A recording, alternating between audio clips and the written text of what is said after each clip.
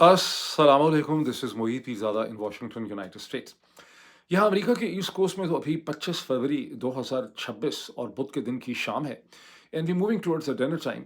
लेकिन हिंदुस्तान, पाकिस्तान, बरसगीर में, मशरक़ वस्ती में और यूरोप में अब हम 26 फरवरी 2026 और जुमेरात के दिन की सुबह की तरफ बढ़ रहे हैं। इन दोनों तारीखों की बड़ी अहमियत है। गुज़िश्ता 24 घंटे में भी बहुत कुछ हुआ है और अब 24 घंटे में भी बहुत कुछ होने वाला है। और जिस चीज़ को मैं आपके सामने प्रेज़ेंट कर रहा हूँ, रख रहा हूँ, इसे मीडिया की लैंग्वेज में कहते हैं कर्टन रेज़र, यानी आपके सामने एक ओवरव्यू प्रेज़ेंट किया जाए जल्दी-जल्दी बहुत सी इंपॉर्टेंट डेवलपमेंट्स का। अब जो डेवलपमेंट्स मेरे सामने हैं, उनका ताल्लुक पाकिस्तान से भी है, हिंदुस्तान से भी है, मशरक़ वस्ती, इज़राइल, ईरान से भी है, इनका ताल्लुक अमेरिका से भी है, इनका ताल्लुक यूरोप से भी है। लेकिन जो हस्ब आदत कह लें, हस्ब रवायत कह लें, जो अंग्रेज़ी में कहते हैं ना कि चैरिटी बिगिन्स एट होम, तो सबसे पहले हम पाकिस्तान से आगाज़ करते हैं, इमरान खान से आगाज़ करते हैं, पाकिस्तान की सियासत से हम इसका आगाज़ करते हैं।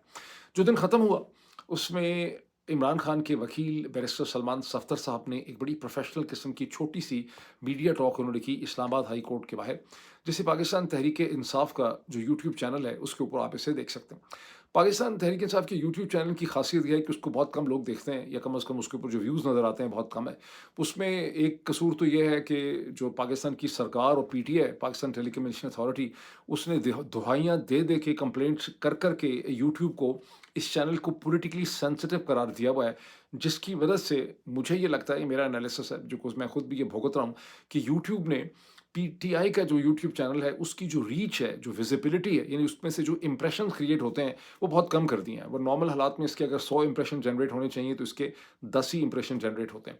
लेकिन कभी-कभी इसमें कोई ऐसी वीडियो आती है, जिसमें लोगों का इंटरेस्ट इतना ज़्यादा होता है कि पीटीआई की तमाम तर कोशिशों और यूट्यूब की तमाम तर रिस्ट्रिक्शन के बावजूद उस वीडियो को लोग बहुत ज़्यादा देखते हैं। और बैरिस्टर सलमान सफ़दर की ये 5-6 मिनट की जो प्रेस टॉक है, ये उसी किस्म की वीडियो है, जिससे जब मैंने देखा है तो कम से कम 10,000 से ज़्यादा लोग जो हैं इसको गुज़िश्ता चंद घंटों में देख चुके हैं। क्या इसकी इतनी अहमियत है? यहाँ पे बैरिस्टर सलमान सफ़दर ने मीडिया से बात करते हुए कहा कि अब जो दिन शुरू होगा, उन्होंने वो इस्लामाबाद हाई कोर्ट से निकल रहे थे, उन्होंने कहा कि इस्लामाबाद हाई कोर्ट ने हातम ताई की कब्र पे कई लातें मारी हैं। एक आदमी मारी, हातम ताई की कब्र पे कई लातें उन्होंने मारी। ये उन्होंने नहीं कहा ये मेरी हाशिया है, इसमें मैं इसमें ये ऐड कर रहा हूँ। तो हातम ताई की कब्र पे इस्लामाबाद हाई कोर्ट के जज साहिबान ने कई लातें मारी, और उसके बाद उन्होंने ये फैसला किया कि इमरान खान और बुशरा बीबी के जो केसेज़ हैं 2, तोशा खाने 2 का और अल-कादर यूनिवर्सिटी ट्रस्ट केस जो है, उसको वो सुन लेंगे। तो अब जो जुमेरात का दिन शुरू हो रहा है पाकिस्तान में, अब से चंद घंटों में अदालती दिन शुरू होगा, उसमें ये 2 केसेज़ की समाअत होगी। याद रहे कि गुज़िश्ता 48-72 घंटों के अंदर 6 और भी केसेज़ ऐसे हैं, जिनमें इमरान खान की मुख्तलिफ़ केसों में ज़मानत हो गई है। लेकिन फ़र्क कोई नहीं पड़ता, बिकॉज़ आपको पता है कि इमरान खान के ऊपर कोतुफ़ किस्म के केसेज़ हैं। अगर 6 में हो गई है, तो 60 और ऐसे होंगे, जिनमें ज़मानत नहीं हुई और वो जेल में ही रहेंगे। लेकिन यहाँ पे बैरिस्टर सलमान सफ़दर साहब को मीडिया ने खासा आड़े लिया, खासा उनसे पूछा, उनको पूछा, जनाब आप बड़े काबिल किस्म के वकील हैं, इमरान खान और बुशरा बीबी को कोई जो है उनको कोई रिलीफ़ नहीं मिल रही है अदालतों से। तो बैरिस्टर सलमान सफ़दर साहब बड़ी मुश्किल में उसका जवाब दे रहे थे, कुछ कानूनी था, कुछ सियासी था। उन्होंने कहा कि देखिए केसेस लगे ही नहीं हैं, हम तो ये सोच रहे थे कि हम सुप्रीम कोर्ट ऑफ पाकिस्तान के पास चले जाएँ, दुहाई देने के लिए, बिकॉज़ अब दुहाई ही रह गई है, पाकिस्तान में अपील नाम की तो कोई चीज़ है नहीं, ना ही अदालत है। लेकिन ये कि अब अदालत ने हमारे केसेस सुनने का फ़ैसला कर लिया है, जो एक बहुत बड़ी डेवलपमेंट है। और उन्होंने ये भी कहा कि इन केसेस के अंदर है कुछ नहीं है, हम तो अरसे से मैं ये कह रहा हूँ कि जैसे ही ये केसेस लगेंगे, तो दोनों केसेस जो हैं वो 30-30 मिनट के अंदर ये केसेस ख़त्म हो जाएँगे। इसका मतलब है कि बैरिस्टर सलमान सफ़दर साहब को बहुत उम्मीद है कि आज तोशा खाने 2 का केस भी, और दूसरा अल-कादर यूनिवर्सिटी ट्रस्ट का केस है, एक का ताल्लुक बुशरा बीबी भी हैं, एक में इमरान खान है, तो इनका केसेस का वो फ़ैसला कर लेंगे, कोई पॉज़िटिव डेवलपमेंट वो वहाँ से ले लेंगे। अब ये मेरे खाली कहने की बात नहीं है, मेरा ख़्याल है आप में से अक्सर लोग जो चीज़ों को गौर से देख रहे हैं, आप इस हकीकत से वाकिफ़ हैं कि पाकिस्तान में कोई अदालत नहीं है। पाकिस्तान में कोई सेशन कोर्ट नहीं है, कोई एटीसी नहीं है, कोई डिस्ट्रिक्ट कोर्ट नहीं है, पाकिस्तान में कोई हाई कोर्ट नहीं है, ना ही पाकिस्तान में कोई सुप्रीम कोर्ट है। पाकिस्तान में सिर्फ़ कर्नल कोर्ट्स हैं, और ये टर्म जो है ना कर्नल कोर्ट्स की लातीनी अमरीका से आती है। गार्सिया मार्किस जो हैं वो इसका बड़ा इस्तेमाल किया करते थे, कर्नल, कर्नल, कर्नल। तो पाकिस्तान में जो भी हैं ये कर्नल्स की कोर्ट्स हैं, कर्नल्स का जस्टिस है।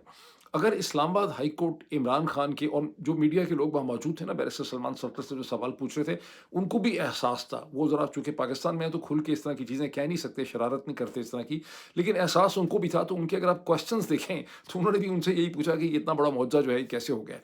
तो अगर ये केसेस सुने जा रहे हैं, عمران خان اور بشرا بی بی کے آج کے دن میں، اس کا مطلب ہے کہ کرنلز اب کوئی اور آپٹکس یہاں پہ کریٹ کرنے والے ہیں۔ اس کا یہ مطلب نہیں ہے کہ عمران خان کے ساتھ ان کی کوئی ڈیل ہو گئی ہے۔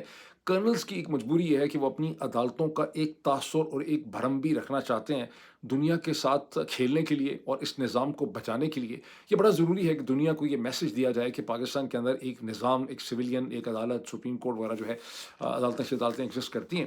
تو اب دیکھیں کہ یہ اس کرنل کورٹ اب جو ہے کیا فیصلہ کرتی ہے اگلے چند گھنٹوں میں۔ تھوڑا سا میں آگے پاکستان کی ایک اور ڈیولپمنٹ دیکھ لوں جو ہنسی انٹرسٹنگ ہے۔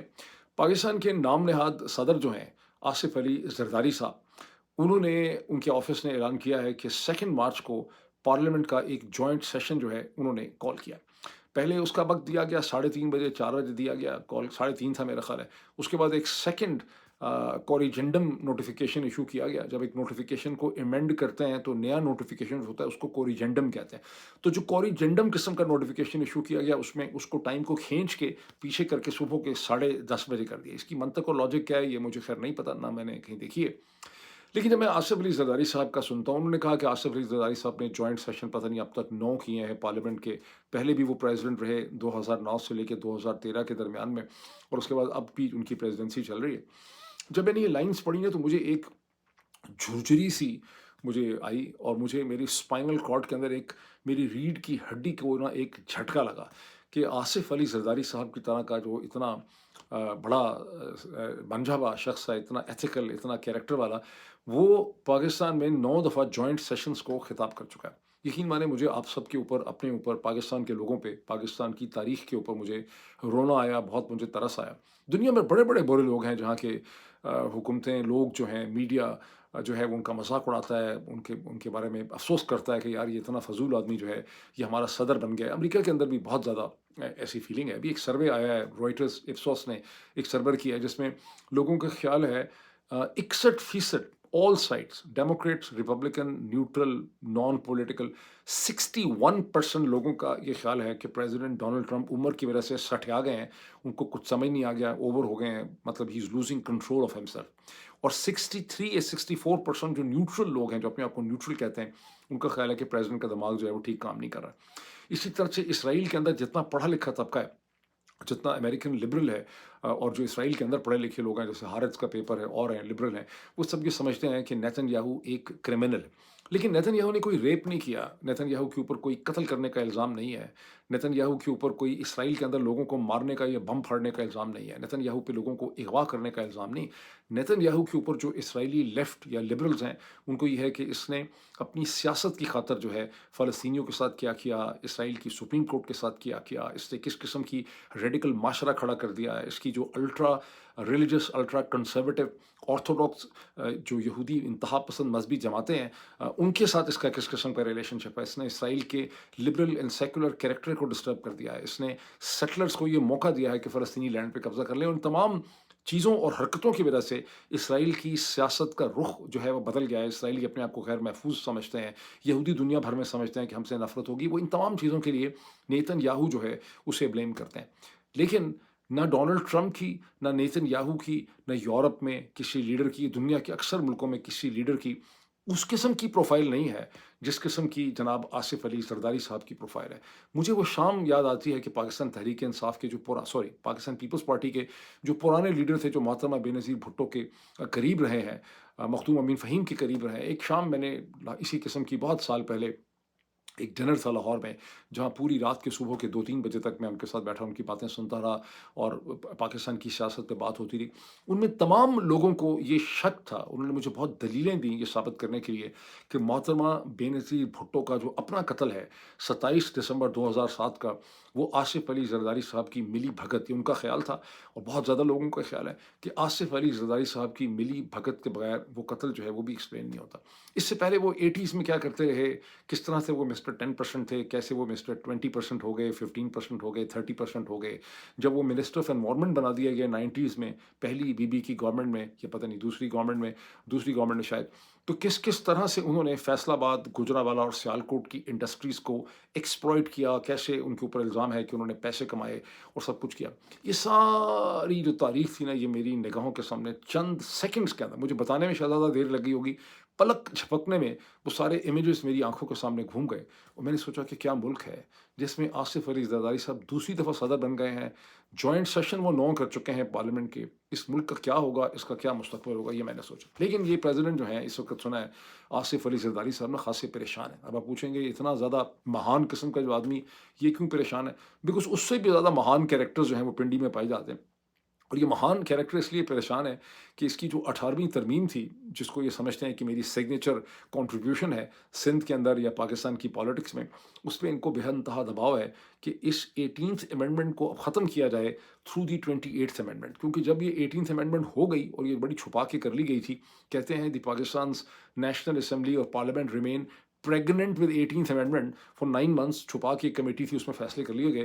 तो सम और द अदर उस वक्त की पाकिस्तान की इस्टेब्लिशमेंट को ठीक तरह से ना पता चल सका कि इसका इम्पैक्ट फाइनेंशियल या इसकी इम्प्लीकेशंस क्या होंगी सेंटर और प्रोविंसेस के फाइनेंशियल बैलेंस के दरमियान। लेकिन उसके बाद से जब उनको होश आया, वो उठे, उन्होंने सूरज देखा, उसके बाद से वो लठ लेके 18th अमेंडमेंट को अंडू करने में पड़े हुए हैं। और अब उन्होंने फैसला कर लिया है कि एक 28वीं अमेंडमेंट के जरिए 18th अमेंडमेंट को अंडू किया जाएगा, क्योंकि कहते हैं बहुत ज़्यादा पैसा सूबों के पास चला जाता है जो वहाँ पे खर्च हो जाता है, और डिफेंस को रन करने के लिए, सेंट्रल गवर्नमेंट को रन करने के लिए, तनख्वाहें पूरी करने के लिए जो सारे और उनके एक्सपेंडिचर हैं, जहाज शहाज भी लेने होते हैं 50-50 60-60 मिलियन के, तो वो उसके लिए खर्चा उनके पास कम है। अब प्रेसिडेंट आसिफ अली जरदारी और पाकिस्तान पीपल्स पार्टी रेजिस्टेंट हैं।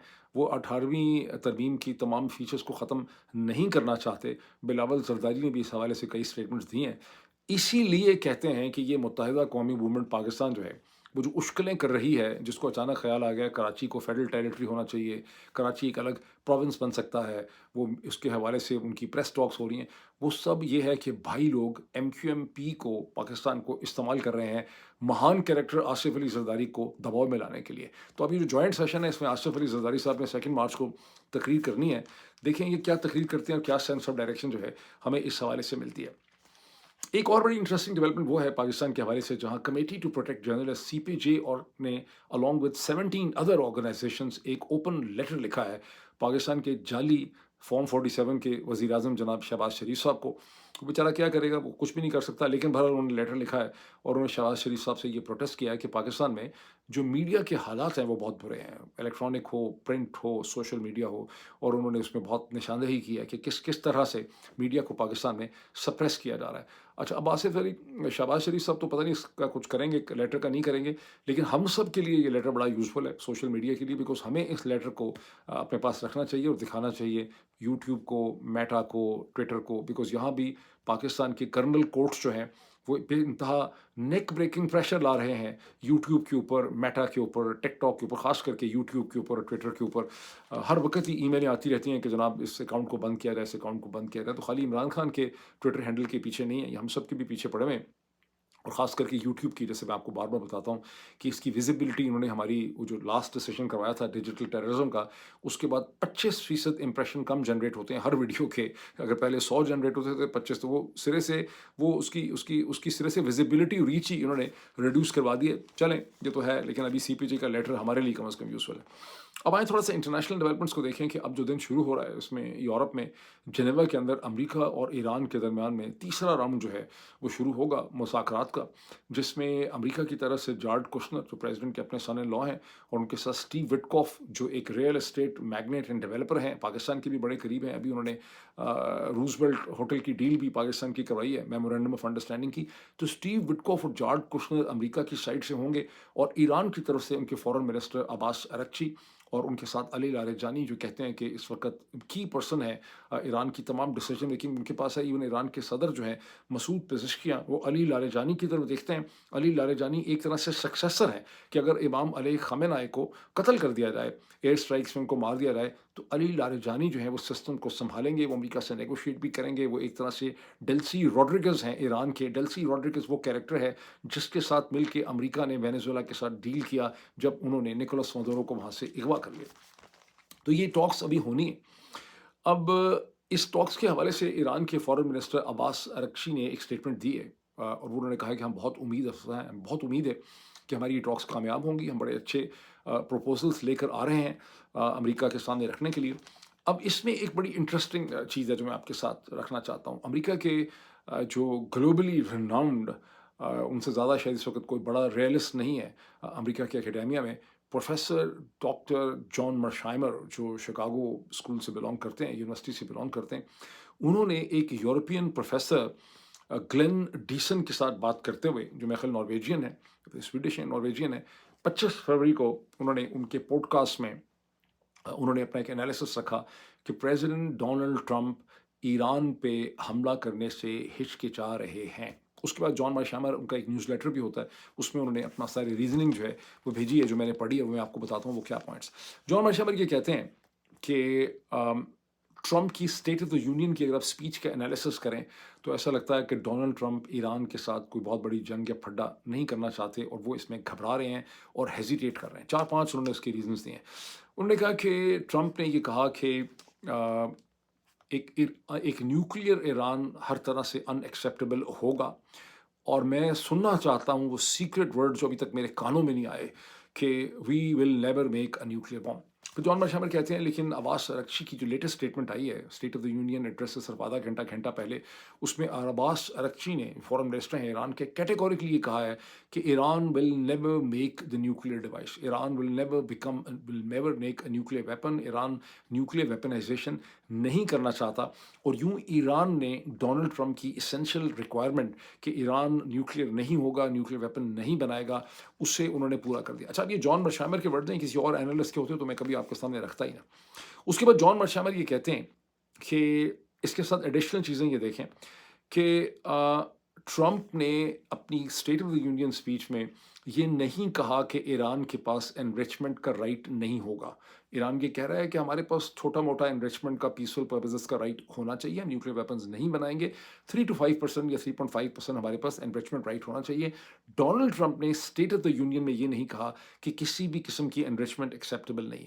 پلس ڈونلڈ ٹرمپ نے یہ نہیں کہا کہ ایران کے پاس مسلز جو ہیں یا میسائلز جو ہیں وہ کسی بھی طرح سے ایکسیپٹیبل نہیں ہوں گے.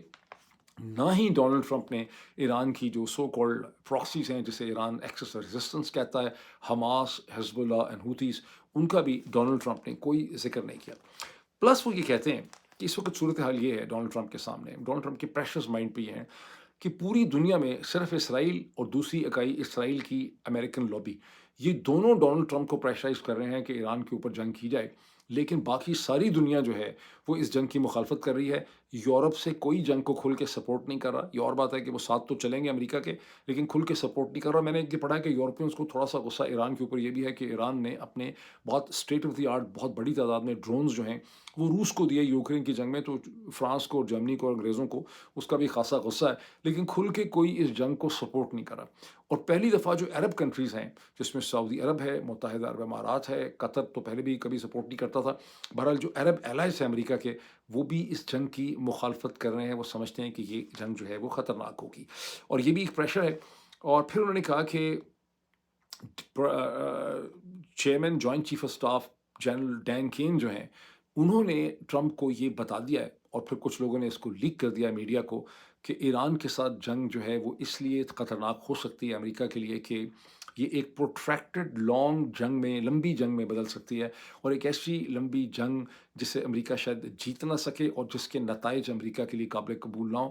امریکہ کبھی بھی نہیں چاہے گا کہ ایران کے اوپر اس کو ایک لمبی پروٹریکٹڈ جنگ، ایسی جنگ شروع ہو جائے جس میں ایران کو آپ مار بھی رہے ہیں، خون بھی نکال رہے ہیں، آپ نے ہزاروں لاکھوں لوگ ہی مار ڈالے ہیں، پورا ایران تو آپ نے توڑ دیا ہے، لیکن ایرانی ہتھیار نہیں ڈال رہے. اور ایران کے سسٹم سے مسلسل جو ایک سگنلنگ ہو رہی ہے وہ یہ ہو رہی ہے کہ وہ ایک اس قسم کی پروٹریکٹڈ جنگ شروع کر دیں گے جس طرح انہوں نے عراق کے ساتھ کی تھی، اور وہ ہتھیار نہیں ڈالیں گے. امریکہ کو تو ایسی نیٹ اسٹرائک چاہیے کہ آپ نکولس مدورو کو اٹھا لیں، لے کے چلے گئے، اور وہاں پہ آپ کو ڈیلسی روڈریگز مل گئی. لیکن ایران میں اگر آپ نے امام خامنی کو مار دیا اور انہوں نے ایک اور امام کھڑا کر دیا اور انہوں نے ہتھیار نہ ڈالے، اور ان کی ایک نیشنلسٹ جو ہے فیلنگ پیدا ہو گئی، انہوں نے اسرائیل کے ساتھ بھی پھڈا شروع کر دیا، انہوں نے مختلف امریکن بیسز پہ بھی حملہ کر دیا، اور امریکن جنگ ختم ہی نہ ہو کہ آپ کمبل کو آپ چھوڑنا چاہتے ہیں، کمبل آپ کو نہیں چھوڑتا. تو ڈین کین نے اس قسم کی صورتحال جو ہے وہ پریزیڈنٹ کے سامنے رکھی ہے. اس کا یہ مطلب نہیں ہے کہ امریکہ کے پاس کوئی ملٹری پاور کی کمی ہے، لیکن ایک پروٹریکٹڈ جنگ کا خطرہ ہے اکارڈنگ ٹو جان مرشیمر، اور وہ بھی ایک بڑی خطرناک قسم کی چیز ہے. پلس جو مڈ ٹرمز آگے آ رہے ہیں اس میں اب اسیسمنٹ یہ ہے، جو پہلے لگتا تھا کہ ہاؤس ریپبلکنز لوز کریں گے، ابھی کچھ ایسی اسیسمنٹ ہے اکارڈنگ ٹو جان مرشیمر کہ خطرہ یہ ہے کہ ریپبلکن پارٹی، پریزیڈنٹ کی پارٹی، سینٹ بھی لوز کر سکتی ہے. اور یہ ظاہر ہے کہ اگر یہ جنگ لٹک گئی تو یہ مڈ ٹرم کو بہت بری طرح سے متاثر کر سکتی ہے، اور لینے کے دینے جو ہیں وہ پڑ سکتے ہیں. اچھا، بٹ پھر جان مرشیمر آخر میں کہتے ہیں کہ ان تمام چیزوں کے باوجود اسرائیل کی لابی اور اسرائیل جو ہے ان کا بہت پریشر ہے، تو آپ حتمی طور پہ نہیں کہہ سکتے کہ کیا ہوگا. اور ذہن میں رکھیے کہ جو نیگوشیٹر ہے وہ جارڈ کشنر ہیں، ان کے داماد، اور اسٹیو وٹکاف. اور جارڈ کشنر جو ہے ان کے بارے میں بہت سے لوگوں کو شک ہے کہ ساری کی ساری اسرائیلی لابی کا جو ایجنڈا ہے، اور یہ نیتن یاہو کے قریب یہ فیملی، وہ اور ان کے والد صاحب چارلز کشنر، یہ دونوں بہت قریب ہیں، اور یہ ایران کے خلاف اس وقت ایک ایجنڈے کو ڈرائیو کر رہے ہیں. پلس اسٹیو وٹکاف جو ہیں انہوں نے ایک اسٹیٹمنٹ دی ہے میڈیا سے بات کرتے ہوئے. انہوں نے کہا کہ پریزیڈنٹ ہو سکتا ہے کہ ہلکی پھلکی اسٹرائکس کریں، کچھ اسٹرائکس کریں ایران کا مائنڈ بنانے کے لیے، کہ ایران جو ہے وہ ایک ڈیل امریکہ کو دے دے. اب یہ بڑی سگنیفیکنٹ بات ہے کہ اسٹرائک کریں. یہ اسٹرائک کا کیا مطلب ہے؟ بیکاز ایران کہہ رہا ہے کہ اگر ہمارے اوپر حملہ ہوا تو ہم اس کا بڑا بھرپور قسم کا جواب دیں. کہیں ایسا تو نہیں ہے، اس کو رول آؤٹ نہ آپ کریں کہ امریکہ اور ایران میں ایک ڈیل ہو جائے کہ پریزیڈنٹ کو ایک اسٹرائک کرنے دیں، جیسے لاسٹ ٹائم پریزیڈنٹ نے جون میں ایک اسٹرائک کی تھی اور پھر ایران نے کچھ اس کا خاص خاطر خواہ جواب نہیں دیا تھا. کہ پریزیڈنٹ صہیونیوں کا منہ بند کرنے کے لیے اور اسرائیلی لابی کی ریکوائرمنٹس اور نیتن یاہو وغیرہ کو ایک شٹ اپ کال دینے کے لیے ایک اسٹرائک کرے، اور اس کے بعد ایران سے اس کو ایک نیوکلیر ڈیل اور کچھ اس قسم کی ڈیل مل جائے، اور پریزیڈنٹ حسب عادت جو ہے پریزیڈنٹ ٹرمپ جو ہیں وہ فتح ڈکلیئر کر دیں کہ جناب کامیابی ہو گئی ہے اور میں جنگ جو ہے وہ بند کرتا ہوں. اور اس کے جواب میں اگر آپ دیکھیں، اگر ایسی کوئی اسٹرائکس ہوتی ہیں جس کے جواب میں ایران بھرپور جواب اس کا نہیں دیتا، لائے لو کرتا ہے، تو اس کا مطلب یہ ہوگا کہ ایسی اسٹرائکس ایران کی مرضی سے، امریکہ اور ایران کے درمیان میں ایک سیکرٹ ڈیل ہو جائے گی، اور ایران کی مرضی سے ایسی اسٹرائکس کی جا سکتی ہیں جس کے سے معاملہ ختم ہو جائے، اور صہیونیوں نے پورا پریشر ڈالا ہوا ہے پریزیڈنٹ پہ وہ بھی ڈیفیوز ہو جائے. تو یہ سب چیزیں ہیں جس کا ہمیں اگلے چند دنوں میں، اور آج کی بات خاص کر کے تھرسڈے کی میٹنگ کے بعد ہمیں بہت بہتر اس کا پتہ چل سکے. جہاں باقی ساری دنیا تو اسرائیل کے اس وقت ساتھ نہیں ہے بالکل بھی، لیکن اس موسم میں جو موسم آف آئسولیشن ہے اسرائیل کا، وہاں ہندوستان کے پرائم منسٹر نریندر مودی پہنچے تل ابیب، جیروسلم وغیرہ اسرائیل کے اندر، جن کو بڑا ریڈ کارپیٹ ٹریٹمنٹ دیا گیا. اور یہ بہت بڑی کامیابی تھی اسرائیل کے وزیر اعظم بنیامین نیتن یاہو کی، جب ہندوستان کے وزیر اعظم، جو کہ گلوبل ساؤتھ کے 1.4 بلین، دنیا کی سب سے بڑی آبادی ہندوستان کی، واحد ڈیموکریسی ہے گلوبل ساؤتھ میں، اور دنیا کی 4 بڑی طاقتیں as per demography and economy and what ever India ہے. اور مودی نے، پرائم منسٹر مودی نے اسرائیل کی جو پارلیمنٹ ہے کینیست، اس سے خطاب کرتے ہوئے کہا کہ ہمیں آپ کے دکھ کا احساس ہے کہ جو کچھ آپ کے ساتھ حماس نے کیا ہے.